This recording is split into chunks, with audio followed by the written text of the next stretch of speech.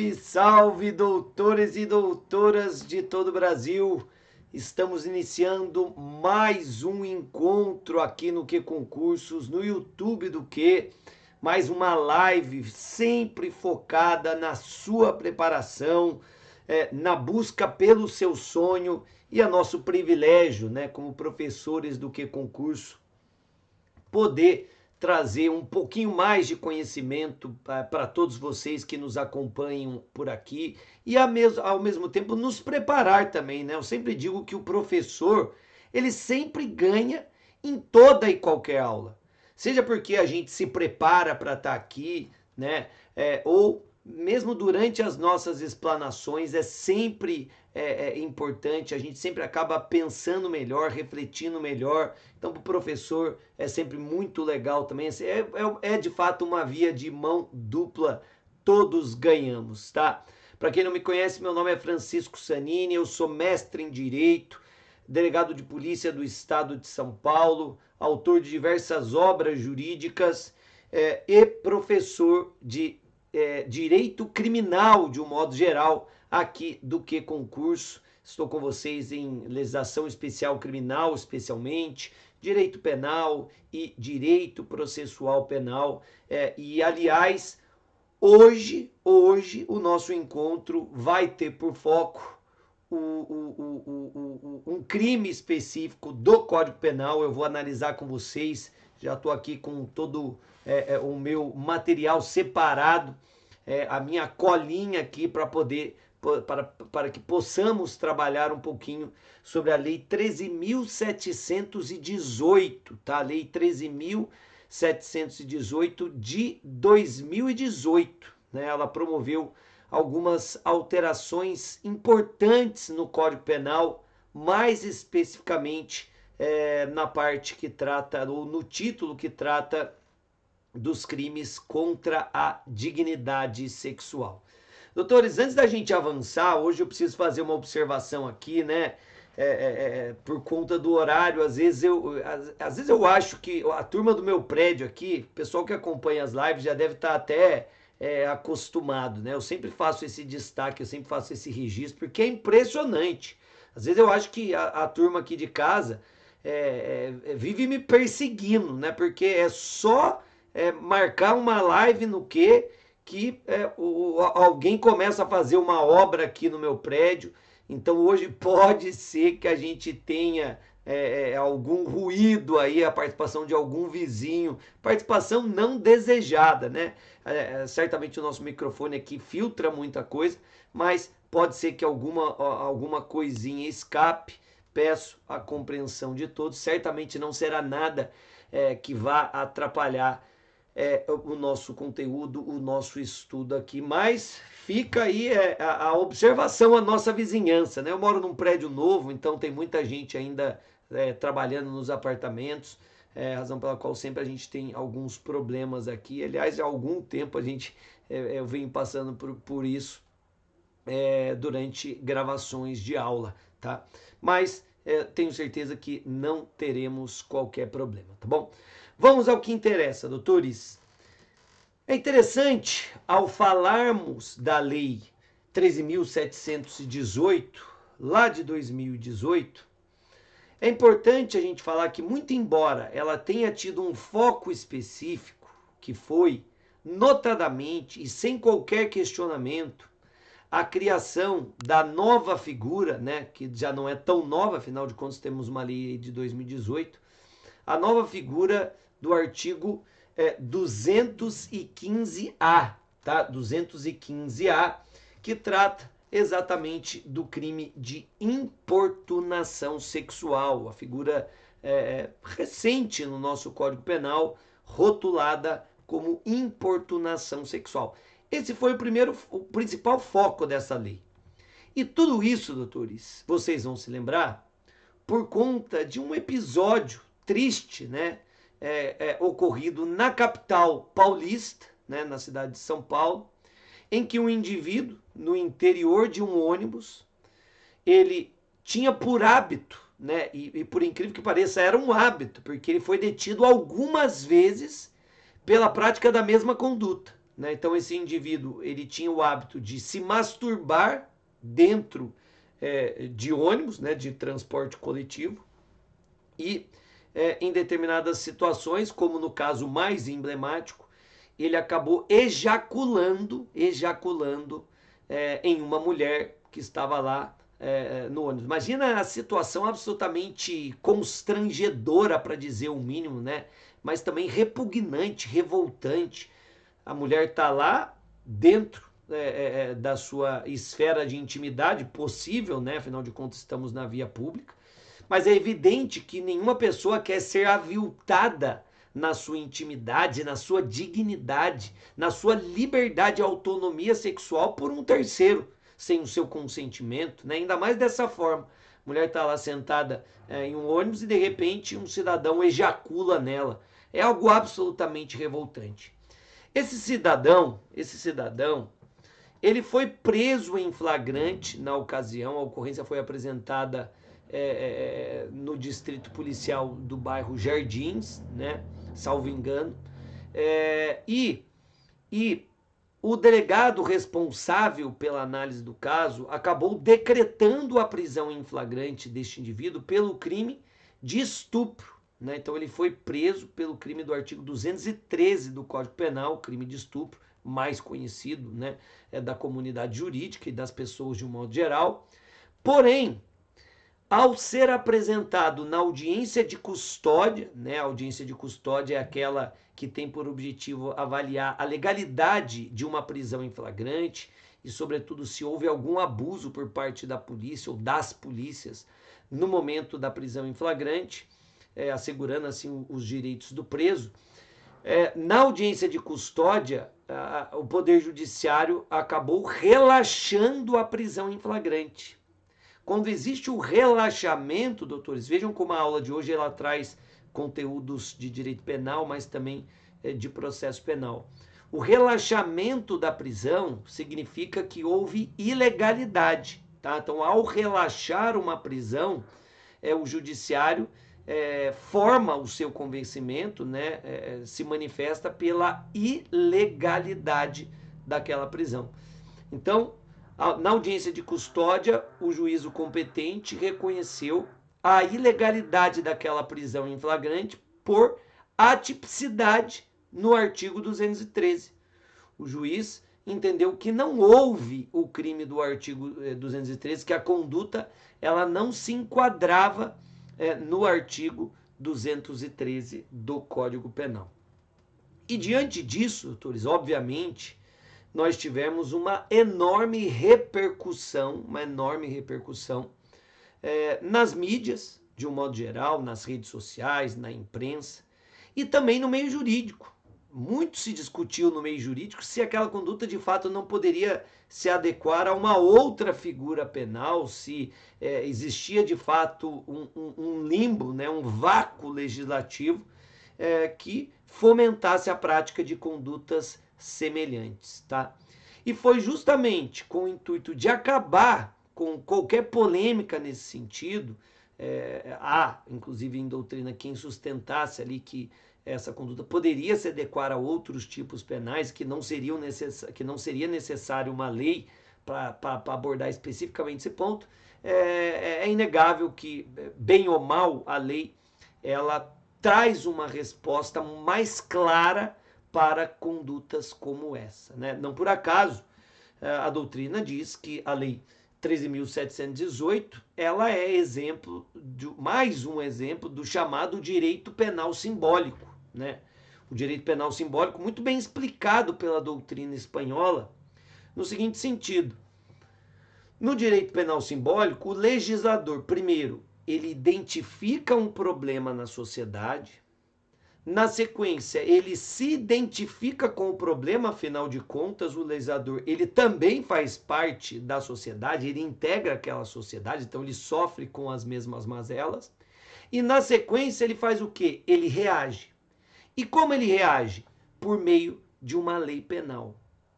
Como se o direito penal fosse a solução para todos os problemas. A ideia é trazer o rigor penal para um caso de repercussão, para transmitir muitas vezes a falsa impressão para toda a sociedade de que o legislativo fez a sua parte, recrudescendo aí sanções penais, criando novos crimes, como ocorreu com a importunação sexual, ou até elevando determinadas infrações à condição de crimes hediondos, tá? Tudo para tentar mitigar a prática de infrações penais e, de alguma forma, promover a segurança pública.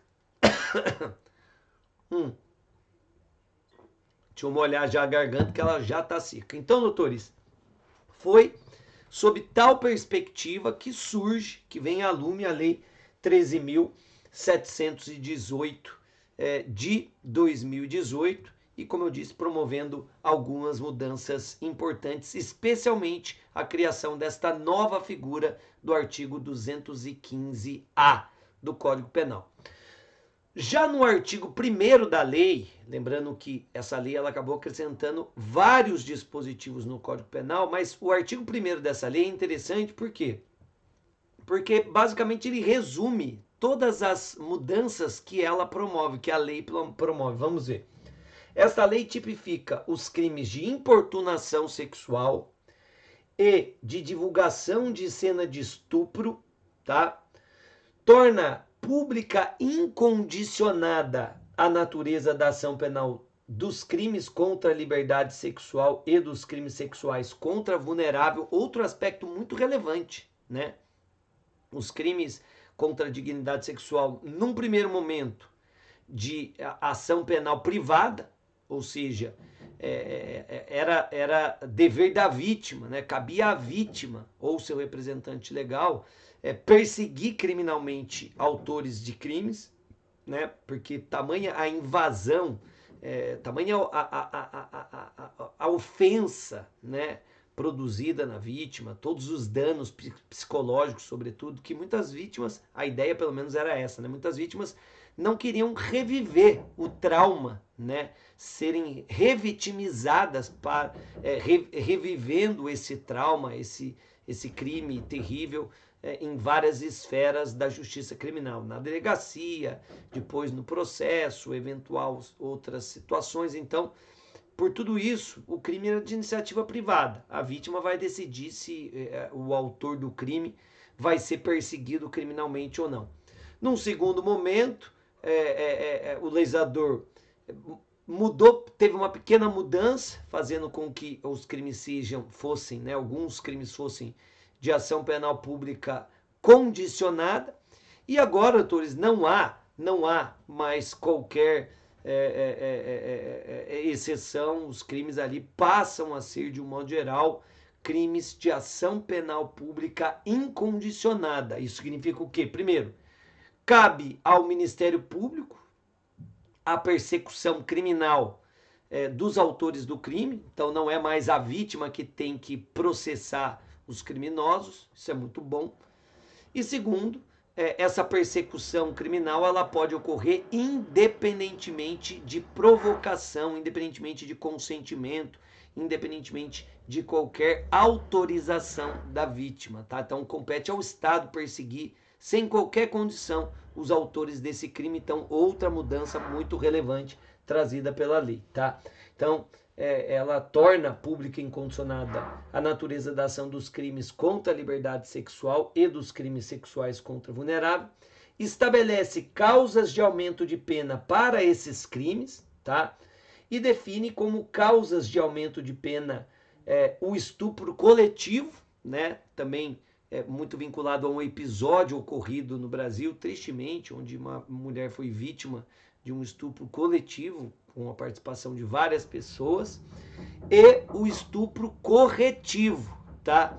Que tem por finalidade, por meio de uma violência sexual, né? O agente, na verdade, ele tem por finalidade, tem por objetivo tentar fazer com que a opção sexual da vítima seja alterada por meio da violência sexual. Então ele pratica a violência sexual para fazer com que a vítima mude eventualmente sua opção sexual. De maneira muito ilustrativa, uma mulher que é homossexual é violentada e aí o violador, né, o criminoso, ele fala, ó, você vai aprender a gostar de homem. Então tá, ele pratica o estupro para fazer com a ideia de fazer a vítima gostar de homem e deixar de gostar de mulheres, né? Então essa é a ideia do estupro corretivo, uma conduta também absolutamente ignóbil, né? Causa ojeriza de fato. Aliás, os crimes de um modo geral é difícil a gente ficar pontuando um cenário ou outro, tá? Então, doutores, vamos imediatamente focar, e aí, ó, esqueci de dizer, hein? Esqueci de dizer, eu nunca consigo acompanhar bem os comentários, então eu vou deixar aqui o registro. Se você está aí acompanhando a nossa live em tempo real, não deixe de deixar o seu like, mande já, compartilhe o link com os seus amigos, chame a galera para poder participar, deixe os seus comentários. Muitas vezes a gente não consegue acompanhar aqui, mas posteriormente a gente pode ver tudo e desde já eu destaco que qualquer dúvida eu posso respondê-los. Eu estou absolutamente à disposição para responder por meio das minhas redes sociais, especialmente pelo meu Instagram, @fsanini, tá bom? Então vamos ao artigo 215A, que é o foco principal do nosso encontro de hoje, da nossa live de hoje. Tá aí, doutores? Pune-se a conduta de praticar contra alguém, vejam aí, praticar contra alguém e sem a sua anuência ato libidinoso com o objetivo de satisfazer a própria lascívia, né? O desejo sexual, né? O prazer sexual, satisfação da lascívia é basicamente o tesão, né, doutores? Para dizer de maneira bem vulgar, satisfazer o tesão da pessoa. Então, satisfazer a própria lascívia ou a de terceiros, tá? Pena é de reclusão de 1 a 5 anos se o ato não constitui crime mais grave, tá? Doutores, por se tratar de crime punido com reclusão de 1 a 5 anos, o que a gente pode já dizer sobre o preceito secundário, sobre a sanção penal imposta? Trata-se de uma infração de médio potencial ofensivo, tá? Ela não é uma infração de menor potencial ofensivo, tanto que ela nem sequer admite fiança na esfera policial, tá? O delegado de polícia, ao prender alguém em flagrante pelo crime de importunação sexual, não pode conceder fiança, porque a pena máxima do crime é de 5 anos. O delegado pode conceder fiança para crimes cujas penas máximas são de até 4 anos, nos termos do artigo 322 do Código de Processo Penal, tá? Mas, ao mesmo tempo, tendo em vista que a pena mínima é de 1 ano, é possível, ao menos em tese, a suspensão condicional do processo, né? Foi mal o legislador aqui, esse instituto previsto lá na Lei 9.099, que pode beneficiar o autor do crime. É um instituto, como eu disse, muito benéfico, razão pela qual, considerando a gravidade da conduta, me parece que o ideal seria que a pena mínima fosse de 2 anos, né? 12 também não, mas de 2 a 5 anos, acho que seria uma sanção penal muito adequada. Meu Deus do céu, doutores, de vez em quando aí, ó, espero que esse barulho, vou até ver aqui, meu Deus do céu, espero que esse barulho, agora parece que estão rachando a parede aqui do vizinho, viu? Mas não há de ser nada, doutores, ossos do ofício, esse às vezes, dependendo do horário, a coisa fica muito complicada. Vamos lá. Vamos aos comentários ao tipo penal, doutores. Primeiro, bem jurídico tutelado. Doutores, o que se tutela aqui, que difícil, o professor perde até a concentração, né? Tem que falar até mais próximo aqui ao microfone para que vocês possam ouvir. O que se tutela, doutores? Todos os crimes previstos, ali, meu Deus do céu, né?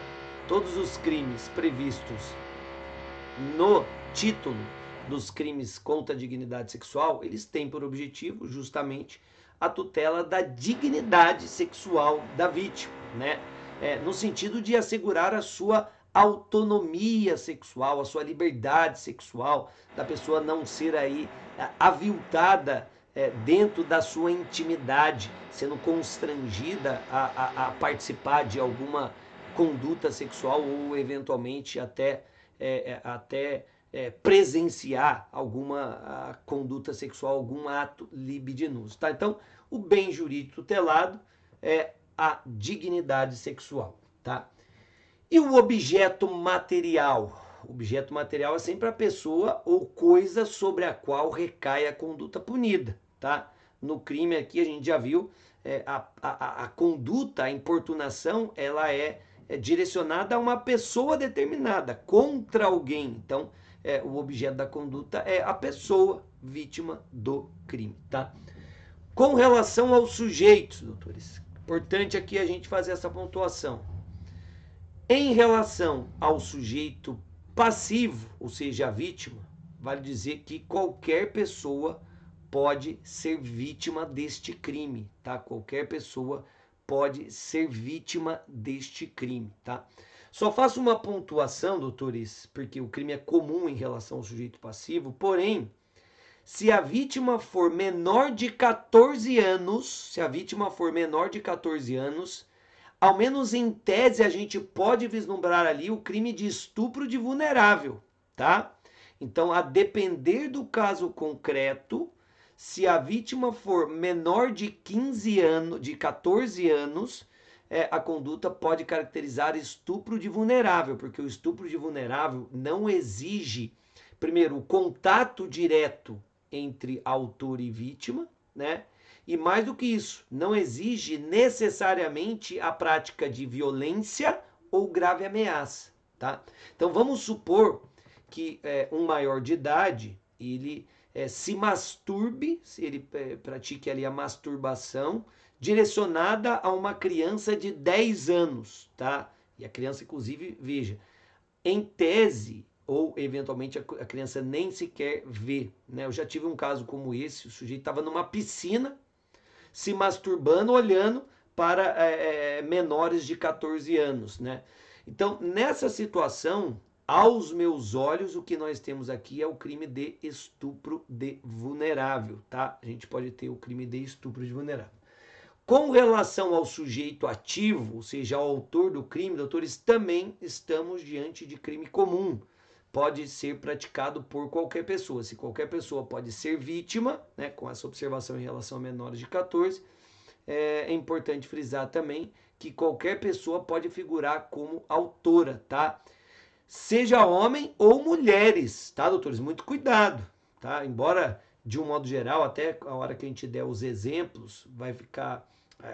A percepção é clara no sentido de que, na maioria absoluta dos casos, as vítimas são mulheres e os homens são os autores, nada impede que uma mulher seja autora do crime, tá? Tendo ali como vítima um homem ou até uma outra mulher, tá? A gente vai ver um exemplo de importunação sexual, é uma palpada no bumbum, por exemplo. Então, vamos supor que uma mulher apalpa o bumbum de um rapaz sem o seu consentimento, né? Embora na prática a gente veja que na maioria das situações os homens acabam não se importando, né? Mas a gente acabou de ver, o crime é de ação penal pública incondicionada. Se não houve o consentimento da vítima, ou seja, se o homem não concordou com aquela passada de mão, com aquela apertada no bumbum ou nos órgãos genitais, é evidente que, independentemente de uma provocação da vítima, o Estado pode processar e punir aquela pessoa, tá? Então, muito cuidado, né? A gente teve até alguns casos de repercussão aí na época do carnaval, em que uma mulher, ela acho que passa a mão no bumbum, ou não lembro se era no bumbum, no órgão genital de um cantor, né, durante a sua apresentação. O que a gente tem aí? Um caso de importunação sexual, crime do artigo 215-A, punido aí com reclusão de 1 a 5 anos, tá? Então, muito cuidado. Tipo penal objetivo, doutores. O que se pune? Quais são ou qual é a conduta punida?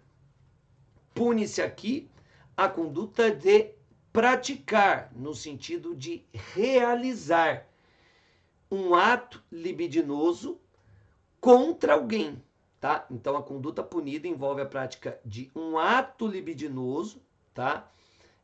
E não é conjunção carnal, tá? Eu tô falando de ato libidinoso. Vamos até dar um exemplo. contra uma pessoa específica, um ato praticado, direcionado a uma vítima específica, tá? Pode ser pessoa ou pessoas determinadas. E Sanine, quais são esses atos libidinosos? Quais são os atos que podem caracterizar o crime? Tá? Quais são esses atos que podem caracterizar o crime, doutores?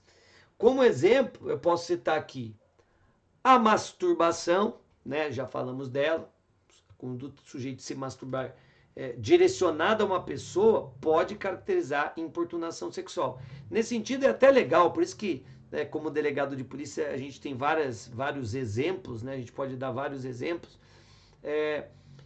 Imagine que o sujeito ele está ali dentro do carro dele, né, numa via pública, se masturbando, tá? E não tem nenhuma pessoa por perto, a princípio, ele não está focado em nenhuma pessoa. Só que aí, o que tem? Ele está num lugar em que tem um prédio, né? Eu já vivenciei um exemplo como esse. E daí, no prédio, o vizinho está vendo, opa, o cara está se masturbando, ele começa a filmar, chama a polícia, a PM chega lá, o que a gente tem? Crime de ato obsceno, artigo 233 do Código Penal. Porque ele está praticando um ato obsceno ali na via pública. Porém, ele não está, a conduta não é direcionada a uma pessoa específica. Agora, se, como no exemplo que eu dei, o sujeito está ali numa piscina, ele está se masturbando em direção a uma pessoa para satisfazer a sua lascívia, opa, aí, doutores, a gente, como já temos uma pessoa determinada, como a conduta tem um foco específico, aí nós já temos o crime de importunação sexual e não o crime de ato obsceno, tá bom? Outra situação que caracteriza este crime é a passada de mão, como a gente já falou, toques íntimos no seio, no pênis, na vagina, no bumbum. Todos esses toques íntimos podem caracterizar o crime. Inclusive um beijo, doutores. Um beijo. Nós já tivemos, salvo engano, naquela situação em que uma repórter acabou sendo beijada por um torcedor. Salvo engano, ele foi preso justamente pelo crime de importunação sexual, tá? E aí, nesse sentido, vale até a gente fazer uma distinção. Por quê?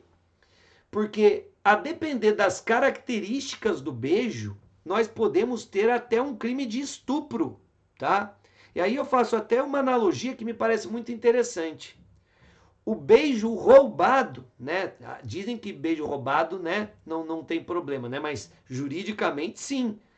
O beijo roubado, juridicamente, deve ser definido como aquele beijo forçado na vítima por meio de uma violência ou grave ameaça, porque o roubo envolve violência ou grave ameaça. Então, se o beijo foi roubado, então a gente pressupõe que houve violência ou grave ameaça. E como o estupro se caracteriza tanto pela conjunção canal como pela prática de outro ato libidinoso, e o beijo lascivo é, sem dúvida nenhuma, um ato libidinoso, se houve violência ou grave ameaça, opa, o sujeito vai responder pelo crime de estupro e não por importunação sexual. Agora, em não havendo violência ou grave ameaça, e aí surge o que eu brinco de beijo furtado. No beijo furtado não há violência. O furto é a subtração de coisa alheia sem violência ou grave ameaça, diferentemente do roubo que exige violência ou grave ameaça. Então, no beijo furtado, ou seja, aquele em que não há violência ou grave ameaça, o que nós temos? Opa, aqui nós temos uma invasão na intimidade, na dignidade sexual da vítima.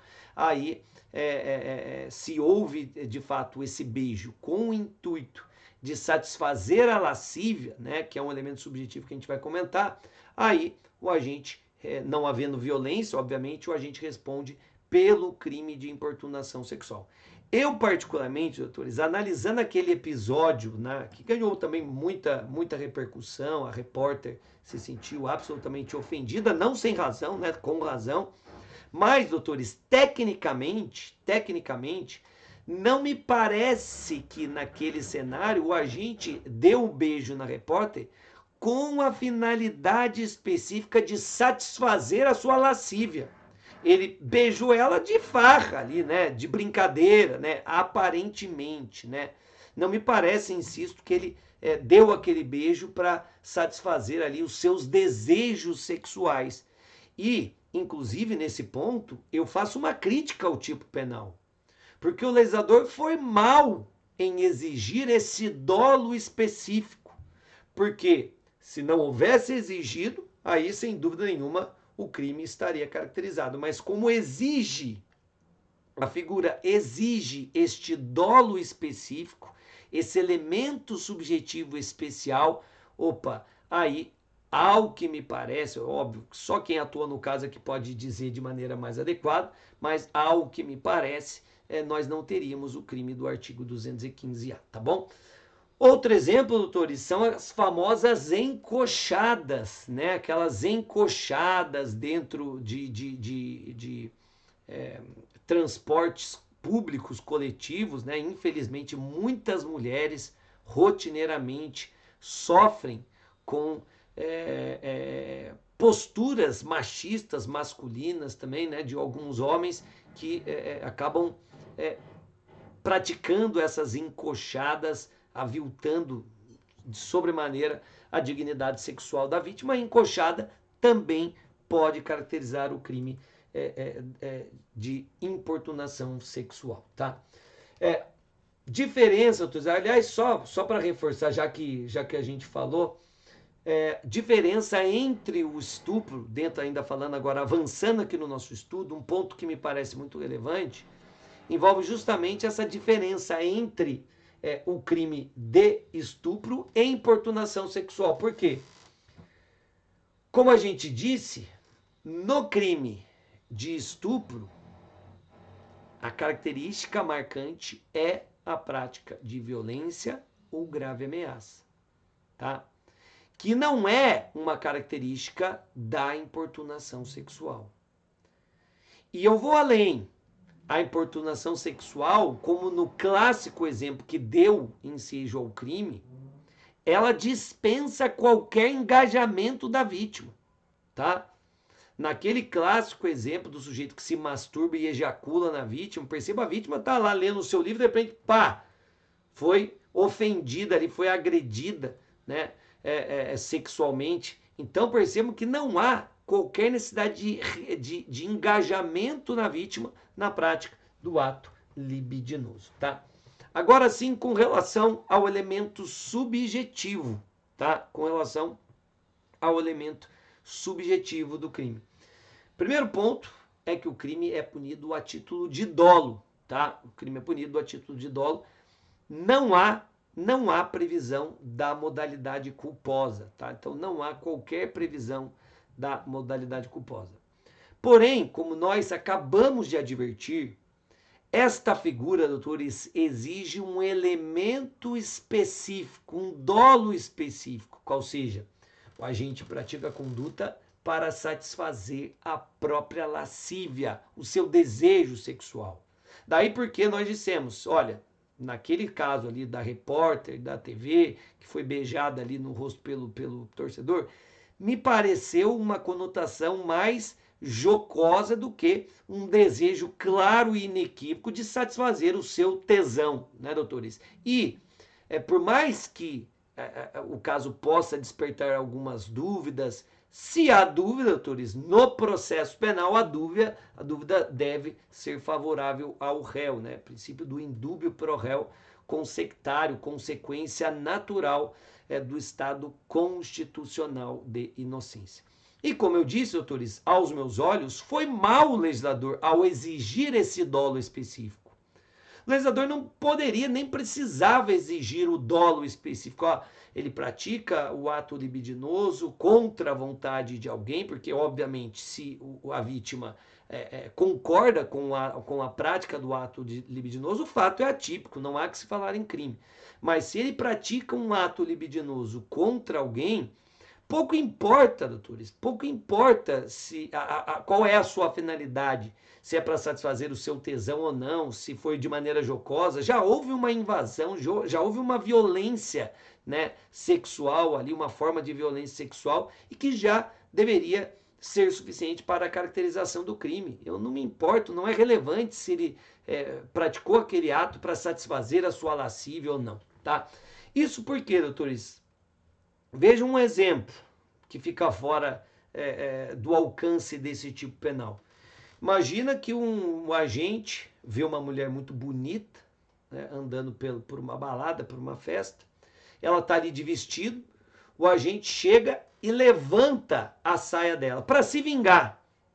Ele levanta a saia dela para se vingar porque a mulher menosprezou ele de alguma maneira, a mulher teve uma briga com a namorada do agente por alguma razão, ou simplesmente no intuito de humilhá-la. Eu vou levantar a saia dela para humilhá-la, tá? E aí perceba, doutores, que se ele pratica essa importunação sexual sem a finalidade de satisfazer a sua lascívia, pelo contrário, ele quis humilhá-la, ele quis de alguma forma ofendê-la ou até brincar, não há que se falar no crime do artigo 215-A. Tá? Eventualmente, a gente pode até vislumbrar aqui uma injúria real, né? Um crime contra a honra, mas não a figura do artigo 215-A. Então, doutores, fica aqui a nossa crítica, né? E esses exemplos me parecem muito bem ilustrativos para que você, primeiro, pensando sob o ponto de vista aí, prático nosso de prova, de preparação, opa, o 215-A exige um dolo específico. Só vai haver o crime se o agente pratica a conduta sem o consentimento da vítima e com a finalidade de satisfazer a sua própria lascívia ou a de outra, tá? Porque ele pode, por exemplo, se masturbar perante uma mulher para satisfazer a sua lascívia, então ali é a finalidade de satisfazer o seu desejo sexual, ou da sua esposa, né? Vamos supor que a esposa está do lado ali, e a esposa é que tem tesão em vê-lo se masturbar para uma outra mulher, tudo sem o consentimento da vítima. Então ali, evidentemente, que a conduta vai restar absolutamente caracterizada. Próximo ponto, já caminhando para o final da análise desse tipo penal, consumação e tentativa. Trata-se de crime formal, de resultado cortado, que se consuma com a prática do ato libidinoso contra a vítima específica, tá? Ao menos em tese, é perfeitamente possível a tentativa, tá? E por fim, doutores, vale destacar que essa figura, o crime do artigo 215-A, é um crime subsidiário. O tipo penal ele declara expressamente a sua subsidiariedade, só se caracterizando quando a conduta não constituir crime mais grave. E o grande exemplo é o estupro, né? Se porventura aquela conduta ela caracterizar o estupro, não há que se falar no crime do artigo 215-A, tá bom? Doutores, como o nosso tempo já está acabando, mas ainda temos uma gordurinha para queimar, vamos avançar muito rapidamente para falar um pouquinho agora sobre o crime do artigo 218-C, tá? O crime do artigo 218-C, que pune aí a divulgação de cena de estupro ou de estupro de invulnerável ou ainda de cena de sexo ou de pornografia, tá? Artigo 218C, vamos lá. Pune-se as condutas de oferecer, trocar, disponibilizar, transmitir, vender ou expor à venda, distribuir, publicar ou divulgar por qualquer meio, muito importante, inclusive por meio de comunicação de massa ou sistema de informática ou telemática, tá? E aí já adianto que o WhatsApp, o Telegram, as redes sociais, tudo é abrangido por esta figura penal. Fotografia, vídeo ou outro registro audiovisual que contenha cena de estupro ou de estupro de vulnerável, ou que faça apologia ou induza a sua prática, né? Que faça apologia ou indução à prática do estupro ou do estupro de vulnerável, ou ainda, sem o consentimento da vítima, muito importante aqui, cena de sexo, nudez ou pornografia. O crime é punido com reclusão de 1 a 5 anos, se o fato não constitui crime mais grave, mais uma figura penal que declara a sua subsidiariedade expressa, tá? Nos mesmos moldes da importunação sexual, doutores, evidentemente aqui é um crime de médio potencial ofensivo, não admite fiança na delegacia, mas admite a suspensão condicional do processo, tá? Bem jurídico tutelar, doutores, mais uma vez, o que se protege, o que se tutela aqui é a dignidade sexual da vítima, a sua liberdade, a sua autonomia sexual, a sua intimidade sexual,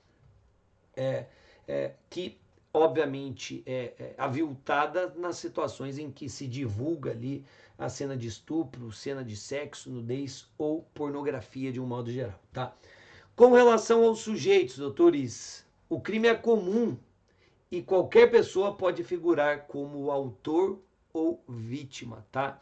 Então, em relação aos sujeitos, o crime é comum, qualquer pessoa pode figurar como vítima, e também qualquer pessoa pode figurar como autor. O tipo penal não exige uma qualidade especial por parte do autor. Só destacando, autores, que se porventura a vítima for menor de idade, aí nós temos os crimes lá do artigo 240 e seguintes do ECA, tá? Em se tratando de registro, divulgação, inclusive armazenamento de conteúdo pornográfico infantil, o sujeito que simplesmente tem no seu celular ali um vídeo pornográfico infantil, opa, aí nós já temos os crimes lá do Estatuto da Criança e do Adolescente, tá? Com relação às condutas, o crime é plurinuclear, temos aqui um tipo misto alternativo ou de conteúdo variado, em que a prática de duas ou mais condutas em um mesmo contexto não vai caracterizar concurso de infrações penais, tá? Então, aqui de maneira ilustrativa, são punidas as condutas de oferecer, trocar, disponibilizar, transmitir, vender, expor à venda, distribuir, publicar ou divulgar por qualquer meio este conteúdo, tá? Em algumas situações, doutores, vale destacar que o crime ele pode ser de natureza permanente, como na hipótese de expor à venda. Enquanto aquele conteúdo está exposto à venda, o crime vai se consumando, o que significa que é possível a prisão em flagrante a qualquer tempo, tá? Objetos materiais. Objeto material, sempre a pessoa, a coisa sobre a qual recai a conduta punida. A gente está falando de disponibilizar ali determinados conteúdos que ofendem a dignidade sexual da vítima. Que conteúdos são esses, doutores? A gente já falou. São cenas ali que envolvam estupro. Então, muito cuidado com isso. Muito candidato se engana nesse ponto, tá? Porque o tipo penal, ele alcança tanto aquele conteúdo que tenha registrado uma cena de estupro ou de estupro de invulnerável, tá? Na mesma linha, uma cena, um vídeo, uma fotografia que de alguma forma fomente, incentive, instigue a prática do estupro ou do estupro de vulnerável, fazendo, portanto, apologia a essas condutas. E, por fim, cena de sexo, nudez ou de pornografia de um modo geral, tá? Então percebam que aqui, nesta última parte do objeto material, qualquer cena erótica que seja divulgada, oferecida, publicada, disponibilizada sem o consentimento da vítima vai caracterizar o crime. Doutores, vejam que perigo, tá? Tenho certeza que muitos aí que estão assistindo já podem ter praticado esse crime. Você recebe um conteúdo pornográfico de uma vizinha, tá? Então a vizinha fez um vídeo erótico com o seu marido, namorado, etc. E aí registrou no seu aparelho celular, o celular perdeu, foi perdido, e aí caiu nas mãos de terceiro. Esse terceiro que fez o quê? Disponibilizou o conteúdo, vazou, já jogou ali no WhatsApp das pessoas, já vazou, colocou na rede social, enfim. Aí, obviamente que esse que disponibilizou praticou o crime, mas em determinado momento, passado algum tempo, você recebeu essa imagem, você recebeu esse vídeo. E aí, ao receber esse vídeo, você diz, opa, é a vizinha, vou mandar no grupo do prédio. E aí manda no grupo do prédio, o grupo dos amigos, o grupo do seu bairro, enfim. Ao praticar essa conduta, doutores, você responde, você pratica o crime do artigo 218C, punido com reclusão de até 5 anos, tá? Então, muito perigo, tá? Muito cuidado. Elemento subjetivo, o crime é punido a título de dolo, independentemente de qualquer finalidade. Aqui foi bem o legislador, tá? Pouco importa a finalidade do agente, qual a intenção dele ao disponibilizar esse material ou ao divulgar esse material. O tipo penal no caput não exige qualquer finalidade, o crime é punido a título de dolo, não havendo a previsão da modalidade culposa. A gente vai ver que se porventura o agente pratica essa conduta motivado por um sentimento de vingança, né, onde se caracteriza a chamada revenge porn, opa, aí nós teremos uma causa de aumento, tá? Então, namorado que manteve relação com a namorada durante muito tempo, eles têm ali vários registros da intimidade do casal, aí a mulher termina com ele, o que ele faz? Ele divulga um conteúdo pornográfico que teve o registro foi consentido pela mulher. O que vai caracterizar o crime é justamente a divulgação sem o seu consentimento. Então, para se vingar do abandono, pelo desamor, o agente divulga esse conteúdo pornográfico e responde por esta figura do artigo 218C. Evidentemente, doutores, como eu falei, só vai ser punido o crime a título de dolo. Se ele perdeu o celular e por conta disso alguém divulgou, opa, aí não há que se falar em dolo, não há que se falar no crime, tá? Com relação à consumação e tentativa, trata-se de novo de crime formal, que consuma-se com a prática de uma das condutas punidas, sendo, ao menos em tese, cabível a tentativa, tá? Como nós já destacamos, o crime também tem aqui uma característica de subsidiariedade, só se caracterizando se a conduta ou se o ato não constituir crime mais grave, tá? Exemplo. Eu faço ali o registro, né? O sujeito mantém uma relação sexual com uma mulher casada. Já atuei num caso como esse. E aí ele tem vários registros da mulher, ela manda vários nudes para ele. E o que ela, olha, eu quero determinada quantia em dinheiro, eu quero durante todos os meses, eu quero R$1.000 na minha conta, quero um Pix aí de R$1.000, para eu não mandar, não divulgar essa foto, não expor nas redes sociais, não mandar para o seu marido. Opa!